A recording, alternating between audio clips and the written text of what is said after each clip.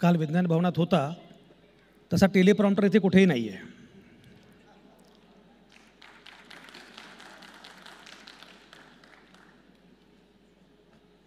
आजच्या परिसंवादासाठी विचारपीठावर असणारे आणि समोर असणारे सगळेच मान्यवर, खरं म्हणजे आजचे आपले अध्यक्ष प्राध्यापक जयदेव डोळे हे माझे गुरुतुल्य स्नेही आहेत, माझे फार जवळचे मित्र आहेत. आणि अध्यक्ष आपला असला की बरं असतं, अध्यक्ष आपला असला की सरकार आपलं असतं. त्यामुळे कोणाला पात्र ठरवायचं कोणाला अपात्र ठरवायचं हा अधिकार अध्यक्षांना असतो. खरं म्हणजे कालपासून मी इथं आहे. दिल्लीत आलं की जरा मराठी माणसांना जास्त भरून येतं. दिल्लीच्या विरोधामध्ये मराठी माणसानं केवढा संघर्ष केला आहे असं सांगितलं जातं. कुणीतरी म्हटलं की दिल्लीशी झुंजताना इथेच छावणी पडली होती. इतिहासामध्ये छावणी कुठली होती मला माहिती नाही, पण मला असं वाटतं की वर्तमानामध्ये आपण कुठल्या छावणीत असणार आहोत हा प्रश्न मात्र फार महत्त्वाचा आहे. आणि त्याचं उत्तर आपल्याला मिळणार नसेल तर मग बऱ्याच अडचणी आहेत. खरं म्हणजे आजचा विषय फार छान आहे, राजकारणाचं मराठी साहित्यामध्ये पडणारं प्रतिबिंब.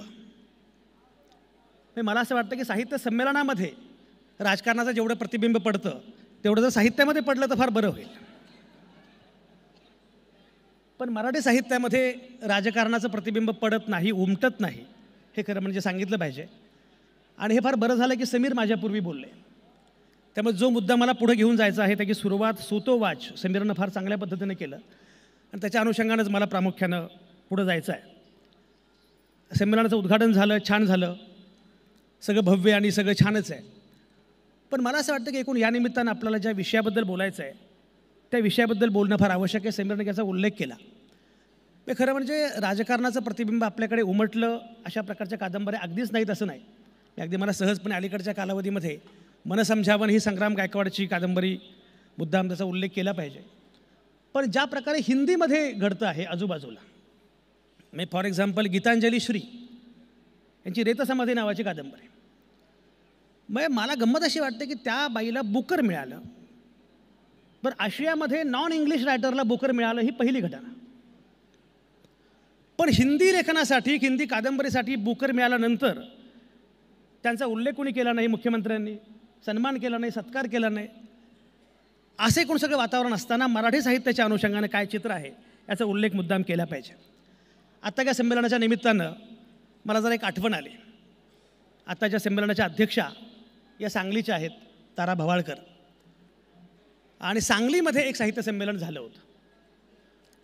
त्याचे प्राध्यापक मद हातकणंगलेकर हे त्या संमेलनाचे अध्यक्ष होते आणि अरुण साधू हे मावळते अध्यक्ष होते. त्या कार्यक्रमामध्ये राष्ट्रपतींना बोलावलं गेलं होतं आणि राजकारण्यांचा अतिरेकी हस्तक्षेप असेल तर मी इथे थांबणार नाही असं म्हणत अरुण साधूंनी त्या संमेलनावर बहिष्कार घातला होता. मला असं वाटतं की एकूण त्या सगळ्या अनुषंगानं अरुण साधू हे महत्त्वाचे यासाठी, कारण मला सातत्यानं म्हणजे जेव्हा दरम्यानच्या कालावधीमध्ये महाविकास आघाडी सरकार स्थापन झालं तेव्हा मी गेम ऑफ थ्रोन्स मराठी पटकथा नावाचं पुस्तक लिहिलं आणि ते पुस्तक मी अर्पण केलं अरुण साधूंना. आणि असं म्हटलं की मला काही त्या फॉर्ममध्ये लिहायची सवय नाही किंवा माझी ती क्षमता नाही आहे, कादंबरी लिहायची माझी क्षमता नाही. पण कदाचित आज अरुण साधू असते तर मुंबई दिनांक सिंहासन लिहू शकणाऱ्या माणसानं इतकं काही काही लिहिलं असतं. म्हणजे पाऊस आला मोठा, पैसा वाहून जातो, महाविकास आघाडी सरकार स्थापन झालं, त्यानंतरचा कालखंड आणि मग लोक गुवाहाटीला गेले. हे सगळं साहित्यामध्ये किती छानपणे येणं शक्य होतं किंवा यायला पाहिजे होतं, पण ते आपल्याकडे साहित्यामध्ये येत नाही, आलं नाही. याचं कारण मी मगाशी म्हटल्याप्रमाणे अरुण साधू ज्या क्षमतेचे कादंबरीकार, ज्या क्षमतेचे साहित्यिक, असे कादंबरीकार किंवा असे साहित्यिक आपल्याकडे आहेत का हा एक प्रश्न मला त्यानिमित्तानं पडला. खरं म्हणजे काल तारा भवाळकरांनी फार चांगला उल्लेख केला. त्यांचं म्हणणं असं की मगाशी शैलेश पांडे पण सांगत होते, मला असं वाटतं की मराठी माणसाला किंवा एकूणच आपल्या माणसांना खरं म्हणजे राजकारण समजून घ्यायची, राजकारण जाणून घ्यायची उत्सुकता आहे आणि राजकारणाशी नातं पण आहे. तारा भवाळकरांनी काल जात्यावरच्या ओव्यांचा उल्लेख केला, त्या जवाहर माझा धीराचा, वीर तो छातीचा वगैरे ज्या जात्यावरच्या ओव्या असतात, किंवा गांधी हा गारुडी, वाजवी तो पुंगी, तेने येई गुंगी इंग्रजाला, अशा प्रकारच्या जात्यावरच्या ओव्यांचा त्यांनी उल्लेख केला. मला असं वाटतं की मराठी माणसाचं एकूण या सगळ्या गोष्टींवर प्रेम आहे आणि आज एकूणच या आजूबाजूच्या राजकारणाबद्दल विचार करण्याची पण त्याची तयारी आहे, इच्छा आहे. मी तुम्हाला गंमत सांगतो. 27 मे 1964 पंडित नेहरू गेले आणि माझी आई काय मला सांगत असते, त्यानंतर 4-8 दिवसांनी तिचा साखरपुडा झाला. तर ती असं म्हटली की खरं म्हणजे मला साखरपुडा करायची इच्छा नव्हती, नेहरू गेले होते, घरच्यांची पण इच्छा नव्हती, पण साखरपुडा रद्द होणं हे टॅब्यू आहे, त्यामुळे तसं काही केलं नाही. पण नेहरूंच्या पश्चात, नेहरू गेल्यानंतर साखरपुडा होतोय याचं आम्हाला फार दुःख होतं. याचा अर्थ असा की नेहरूंशी असणारं नातं, त्या राजकारणाशी असणारं नातं हे सर्वसामान्य माणसांचं आहेच. पण मला आणखी गंमत वाटते की साधारणपणे 1680-89 या कालावधीमधला छावा, पण छावा काय राजकारणच आहे, त्या कालावधीतल्या राजकारणावरचा एक सिनेमा एवढा जोरकसपणे चालतो आहे. पण तो सिनेमा जोरकसपणे चालत असताना वर्तमान राजकारणाच्या अनुषंगानं मात्र काही लिहिलं पाहिजे, काही मांडलं पाहिजे, काही बोललं पाहिजे, अशा प्रकारचा मजकूर त्या दर्जाचा आपल्याकडे येत नाही आहे. प्रामुख्याने मी मगाशी म्हटल्याप्रमाणे मराठी साहित्यामध्ये येत नाही. खरं म्हणजे राजकारण हे काही केवळ सत्तेचं राजकारण आहे असं नाही. मगाशी शैलेश पांडेंनी पण उल्लेख केला, राजकारणामध्ये अनेक पदर आहेत. सत्तेचं राजकारण आहे, घरातलं पण राजकारण आहे, नवरा बायकोचं राजकारण आहे. मला आठवतं सतीश आळेकरांचं शनिवार रविवार नावाचं नाटक आहे, त्यात ते बायकोला म्हणतात की तू पक्की राजकारणी आहेस. ते जेवढं राजकारण घरात असतं, ऑफिसमध्ये असतं, बाहेर असतं, तेवढं राजकारणात पण राजकारण नसतं. पण राजकारण हे सगळंच आहे. हा सगळ्यांचाच वेध घेण्याचा प्रयत्न मुळामध्ये किती होतो आहे हा बघितला पाहिजे. एक मला नेहमी असं वाटतं की साहित्य ही मुळातच राजकीय कृती आहे. तुम्ही जेव्हा लिहिता तेव्हा ती राजकीय कृती असते. मला साधी गोष्ट सांगा, त्या कालावधीमध्ये तुकाराम नावाच्या कवीची गाथा इंद्रायणीमध्ये बुडावी किंवा बुडवावी असं तेव्हा काही सत्ताधीशांना का वाटलं असेल? याचा अर्थ स्पष्ट आहे की तुकारामांची कृती ही राजकीय कृती होती. संत ज्ञानेश्वरांनी जेव्हा भूमिका घेतली तेव्हा त्यांना त्रास दिला गेला. याचं कारण असं आहे की ज्ञानेश्वरांची भूमिका ही राजकीय भूमिका होती, राजकीय कृती होती. मला असं वाटतं की मी नेहमी सांगत असतो की हे विश्वचे माझे घर असं ज्ञानेश्वर जेव्हा म्हणाले तेव्हा अमेरिकेचा जन्म पण झालेला नव्हता. पण या कालावधीमध्ये तुकारामांनी, ज्ञानेश्वरांनी या प्रकारची राजकीय भूमिका घेतली. मला असं वाटतं की या प्रकारची राजकीय भूमिका घेता येणं, ती किंमत चुकवणं हे किती शक्य आहे. याच्यामध्ये पहिला मुद्दा मला सगळ्यात महत्त्वाचा डोळेसर असं वाटतो की मुळामध्ये या समग्र राजकारणाचं आकलन आणि आवाका किती लोकांना आहे. साहित्यिकांना आवाका आहे का? मी सहजपणे यादी बघत होतो. गेल्या 25 वर्षांमध्ये जे 25 संमेलनाचे अध्यक्ष आहेत त्यापैकी 18 प्राध्यापक आहेत. माझ्या प्राध्यापकांबद्दल काही वाईट मत नाही आहे. तारा भावळकर पण प्राध्यापक आहेत, रवींद्र शोभणे पण प्राध्यापक आहेत. पण मला असं वाटतं की या सगळ्याच्या बाहेरचं एक जग जे आहे ना, राजकारणाचं एकूण आवाका येणं, राजकारण काय आहे, समाजकारण काय. आणि लक्षात घ्या, मी मगाशी उल्लेख झाला, समीरनं उल्लेख केला, 1991-92 नंतर ज्या प्रकारचं राजकीय पटल बदलत आहे. दत्ता बाळासाहेब समोर आहेत, परवा आपण एका ठिकाणी मी बोलत होतो तर त्यांनी मी सांगितलं 1991-92 नंतर ज्या प्रकारचं राजकारणाचा पट बदलतो आहे आणि विशेषतः 2014 नंतर ज्या प्रकारचं राजकारण बदलतं आहे त्याचा वर्ल्ड व्ह्यू, जगाचा एकूण अंदाज आणि अदमास घेण्याची क्षमता मुळात आपल्या साहित्यिकांची आहे का, हा सगळ्यात महत्त्वाचा प्रश्न. तुम्ही गंमत बघा, म्हणजे 1989 बर्लिनची भिंत कोसळली, 1991 मनमोहन सिंगांनी अर्थसंकल्प सादर केला आणि खुलेपणाच्या दिशेनं आपण वाटचाल केली. त्यानंतर जग एवढं बदलत गेलं. परवा मी एका ठिकाणी म्हटलो की डोनाल्ड ट्रम्प हे अमेरिकेचे अध्यक्ष म्हणून निवडून येतात. बरं, पहिल्यांदा निवडून आले तेव्हा मी समजून घेतलं की ठीक आहे, चूक झाली असेल अमेरिकेची. दुसऱ्यांदा येणं याचा अर्थ अमेरिकेनं तो निर्णय जाणीवपूर्वक घेतलेला आहे. बरं, लक्षात घ्या, डोनाल्ड ट्रम्प जेव्हा उभे राहतात, बराक ओबामांच्या देशामध्ये ट्रम्प उभे राहतात आणि ट्रम्प काय सांगतात तर भिंती बांधल्या पाहिजेत. जे Obama, we are not red America, we are not blue America, we are United States of America असं म्हणत होते, त्या ओबामांच्या देशामध्ये ट्रम्प येतात. आणि हे ट्रम्प बोलत असताना त्यांच्यासमोर त्यांचे 3 ब्लू आईड बॉय बसलेले असतात. ते ब्लू आईड बॉय कोण आहेत? एक आहेत ट्विटर उर्फ एक्सचे ॲलन मस्क, दुसरे आहेत जेफ बिझोस ॲमेझॉनचे, आणि तिसरे आहेत mark Zuckerberg, Facebook, Insta, WhatsApp यांचे.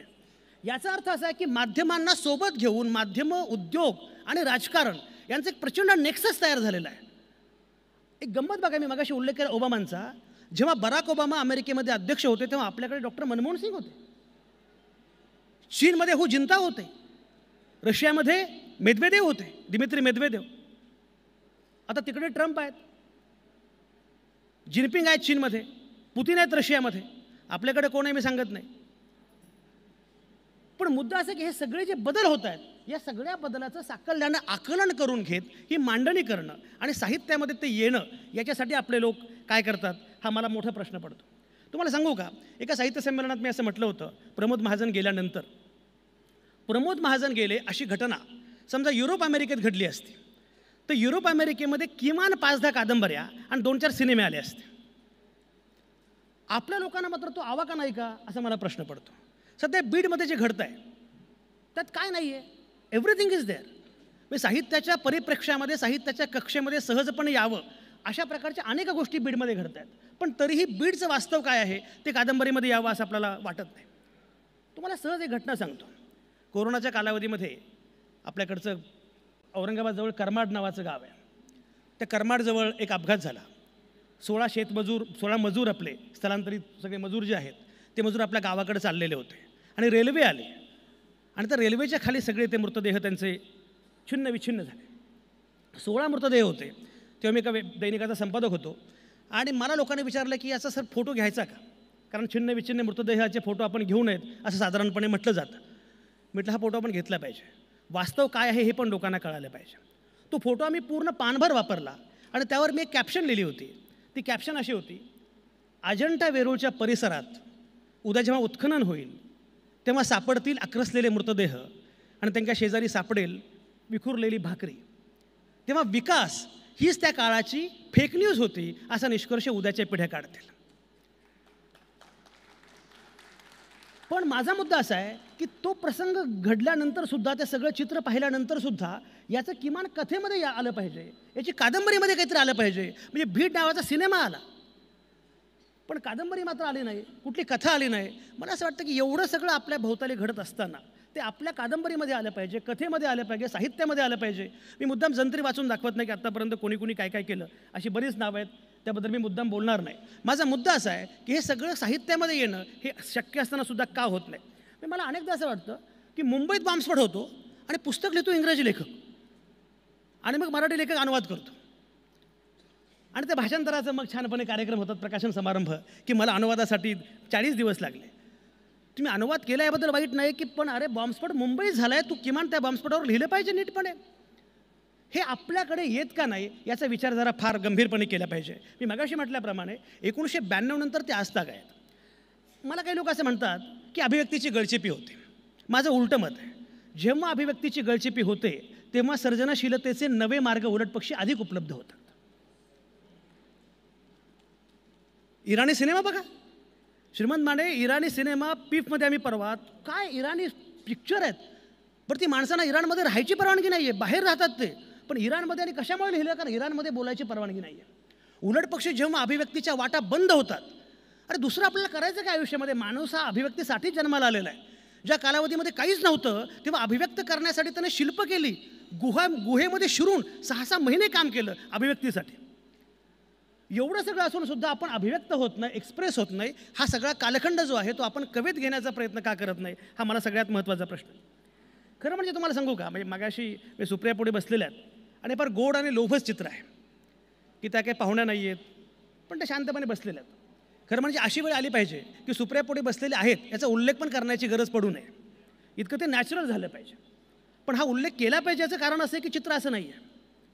मला नेहमी असं वाटतं की राजकारण आणि साहित्याच्या अनुषंगाने विचार करताना जेव्हा आपण असं म्हणतो आहोत की प्रतिबिंब काय उमटलं, एक माझ्या लक्षात असं येतं की आपले जुने सगळे जे लेखक, सगळे जे नेते आहेत, नेहरूंपासून ते अगदी आंबेडकर, गांधी किंवा इकडे अगदी यशवंतराव, सगळे उत्तम लेखक होते.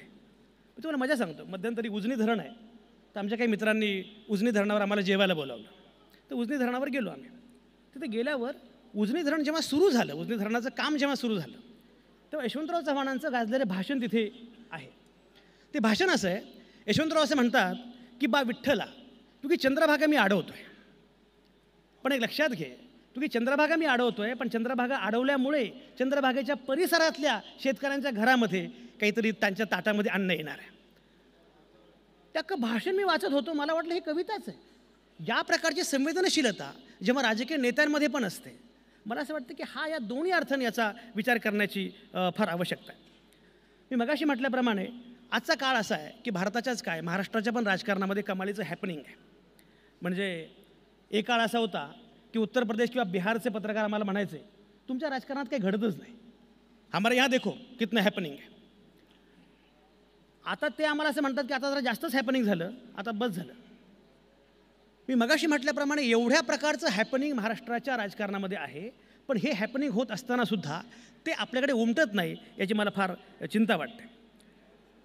बरं, खरं म्हणजे मी मगाशी उल्लेख केला 2-3 गोष्टींचा. मला असं वाटतं की एक तर तुम्ही गंमत बघा, मला सगळ्यात जास्त आश्चर्यकारक गोष्ट कुठली वाटली. एक म्हणजे 2010च्या सुमारास जेव्हा अण्णा हजारेंचं आंदोलन झालं, मला असं वाटलं की 2014चं सत्तांतर त्याचे उत्प्रेरक हे अण्णा हजारे होते. मी अद्याप अण्णांनाही कळलेलं नाही आपण काय केलं आहे,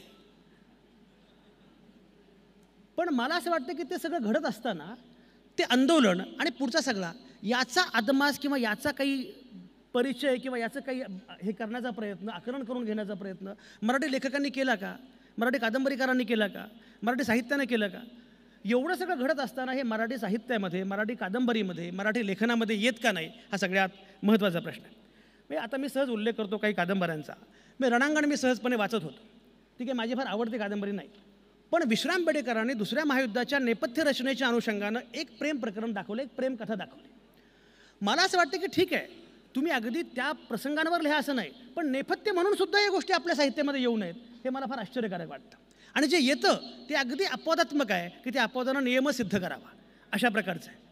हे इतक्या सहजपणे येणं शक्य असताना सुद्धा ते त्या सहजपणे येत नाही, याची मला फार चिंता वाटते. मला स्वतःला, मी म्हटल्याप्रमाणे, मला स्वतःला सिंहासन ही कादंबरी प्रचंड भावलेली आहे, प्रचंड आवडलेली आहे. आणि खरं म्हणजे अरुण साधूंची केवळ सिंहासनच नव्हे, त्रिशंकू, तडजोड या सगळ्या कादंबऱ्या राजकीयच आहेत. याचं कारण मी मगाशी म्हटल्याप्रमाणे राजकारण हे केवळ सत्तेचं राजकारण असं असतं असं नाही, ते सत्तेचं असतंच, निवडणुकांचं असतंच, पण निवडणुकांच्या राजकारणाच्या पलीकडचं सुद्धा असतं. या सगळ्याचा वेध घेण्याचा प्रयत्न अरुण साधू करू शकत होते. बाकी पाद्यांचा उल्लेख झाला, बहुपाद्यांचा उल्लेख झाला, अनेकांचा उल्लेख करताना शक्य आहे. श्रीमंत मला मगाशी सांगत होते की पुरुषोत्तम बोरकरांचा उल्लेख मुद्दाम केला पाहिजे. म्हणजे तुम्ही कल्पना करा की वराडी भाषेमध्ये या माणसानं लिहिलं, पण वराडी भाषेमध्ये लिहिलं तरीसुद्धा त्याचा उल्लेख मुद्दाम केला पाहिजे, कारण ज्या प्रकारचं राजकारण त्यांच्या याच्यामध्ये आलेलं आहे तोही उल्लेख जाणीवपूर्वक केला पाहिजे. मी मगाशी म्हटल्याप्रमाणे हे विश्वभान आमच्याकडे आहे का? म्हणजे विंदांची मला कविता आठवली, वेळ कमी असल्यामुळे विंदांची मला कविता आठवली.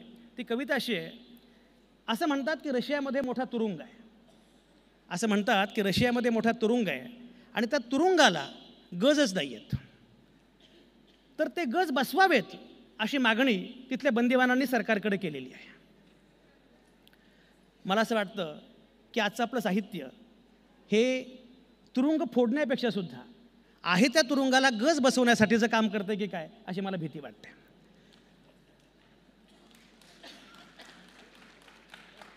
आहे ते तुरुंग डेकोरेट करण्याचं काम करतं की काय, अशी मला भीती वाटते, कारण तुम्हाला जेलरकडून पुरस्कार हवे आहेत.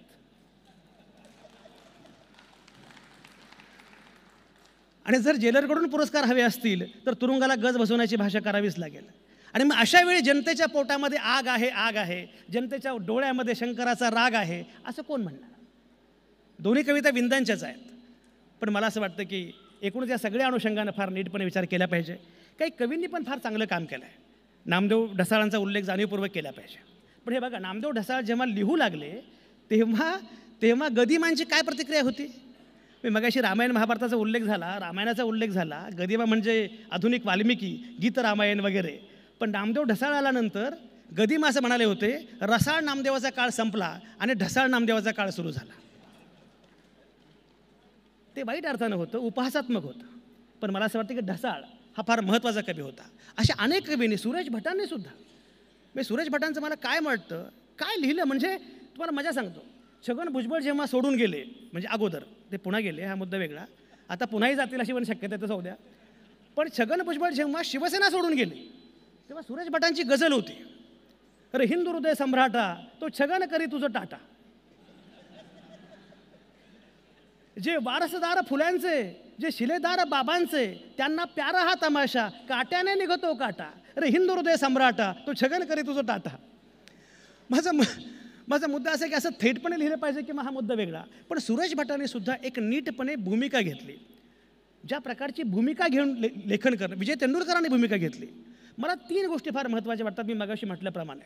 पहिली गोष्ट म्हणजे मुळात हे विश्वभान, हा वर्ल्ड व्ह्यू, ही समज आहे का? 1991मध्ये नक्की काय बदलायला सुरुवात झाली? ओबामांच्या देशामध्ये ट्रम्प आले म्हणजे काय झालं? मनमोहन सिंगांच्या देशामध्ये हा बदल झाला म्हणजे काय झालं? तुम्ही कल्पना करा, म्हणजे बर्लिनची भिंत कोसळली आणि आता डोनाल्ड ट्रम्प पुन्हा नवी भिंत बांधण्याची भाषा करतात. भिंत पडली आणि पुन्हा भिंत उभी राहते, हा बदल नक्की काय होतोय? हे बदलणारं जीवन कळणं, हे बदलणारं जगणं कळणं, हे लेखकांच्या आवाक्यात येतं आहे का, ते विश्वभान आहे का, हा पहिला मुद्दा आहे. दुसरा मुद्दा असा आहे, मी मगाशी म्हटल्याप्रमाणे अभिव्यक्तीची गळचेपी कितीही होत असली तरीसुद्धा अभिव्यक्तीच्या नव्या सर्जनशील वाटा शोधण्याची क्षमता, सर्जकता, क्रिएटिव्हिटी, इनोव्हेशन तुमच्यामध्ये आहे का. तिसरा मुद्दा, अरे जग किती बदलतं आहे, म्हणजे तुम्हाला कल्पना आहे का. उल्हासदादा, तुमचा काळ गेला, फार छान काळ होता. असं काही नाही, तुमचं काय फार छान नव्हतं, उगाच तुम्ही म्हणता आपलं असं. तुम्हाला गंमत सांगतो, परवा GPची स्नॅपचॅटला AI एक कमांड दिली की AI मुळे माणसांच्या नोकऱ्या जातील, याच्यावर कविता करा. ती कविताने केली आहे. आणि कविता काय केली माहिती आहे, AI भलेही काही करू शकेल, पण शेवटी AIला मन कुठे असतं, हे AIनं दिलेलं आहे. AIला कमांड दिली की AI मुळे नोकऱ्या कशा जातील याच्यावर कविता करा, तर ती पण कविता केलेली आहे. की शेवटी माणसाचं वेगळंच आहे, माणसाला मेंदू आहे, माणसाला मन आहे, AIला मात्र मेंदू आणि मन नाही. अशा प्रकारच्या या कालखंडामध्ये साहित्याची परिभाषा पूर्णपणे बदलणार आहे, याचं भान आहे का, हा दुसरा मुद्दा आहे. आणि तिसरा मुद्दा, समजा हे केलं तर जी किंमत चुकवावी लागेल ती किंमत चुकवण्याची तयारी आहे का, हा मुद्दा सगळ्यात महत्त्वाचा आहे की किंमत चुकवण्याची तयारी आहे का. इराणमधल्या सिनेमांचा मी मगाशी उल्लेख केला, पण इराणमधल्या सिनेमांनी त्यांनी जेव्हा तो सिनेमा केला तर त्याला इराण सोडून जावं लागलं. अशा प्रकारची तयारी तुमच्यामध्ये आहे का. पण मला असं वाटतं की ही तयारी दाखवल्याशिवाय मराठी साहित्यामध्ये राजकारणाचं खरंखुरं प्रतिबिंब पडणार नाही. अदरवाईज जे काही राजकारण आपल्याला दिसतं ते इतकं त्रोटक आहे, त्यामुळे खऱ्या अर्थानं राजकारणाचा पट काय आहे, राजकारणाचा पट किती बदलतो आहे, याचा अजिबात अंदाज येत नाही. आणि म्हणून माझा दावा असा आहे की मराठी साहित्यामध्ये राजकारणाचं प्रतिबिंब ज्या प्रमाणात उमटायला पाहिजे त्या प्रमाणात ते उमटत नाही आहे, पण ते उमटावं आणि ते उमटू शकतं. शेवटी सुरेश भटच म्हणाले, हे असे आहे तरी पण हे असे असणार नाही, दिवस आमुचा येत आहे तो घरी बसणार नाही. हे खरे की आज त्यांनी घेतले सारेचं ठेके आणि खोकेसुद्धा, पण उद्या त्यांच्या चितेवर एकही रडणार नाही. कवी पुढे असं म्हणतो, छान झाले दांभिकांची पंढरी उद्ध्वस्त झाली, यापुढे वाचाळ दिंडी एकही निघणार नाही. बांधती जे रोज भिंती, सांगती ते धर्म जाते, पण उद्याचा सूर्य काही त्यामुळे फसणार नाही. आजचे आमुचे पराभव पचवितो आम्ही उद्यास्तव, विजय तो कसला उरावर जखम जो करणार नाही. हे असे आहे तरी पण हे असे असणार नाही, दिवस आमुचा येत आहे तो घरी बसणार नाही. आणि म्हणून ही नवी अभिव्यक्ती नवी पिढी करत राहील, या प्रकारची मांडणी निश्चितपणे करत राहील अशी मला पूर्णपणे खात्री आहे. आपला परिसंवाद आज होईल की नाही अशी मला भीती होती, पण तो आज होतो आहे, झाला वेळेमध्ये आणि 15 मिनिटांमध्ये. पण डोळे सर हे आमचे मास्तर असल्यामुळे त्यांनी मला अगोदरच दम दिला होता. मी संमेलनाच्या अध्यक्षांना भलताच दम दिला होता कोणीतरी, पण मला त्यांनी दम दिला होता की 15 मिनिटाच्या पुढे अजिबात बोलता कामा नये. एनिवे, धन्यवाद.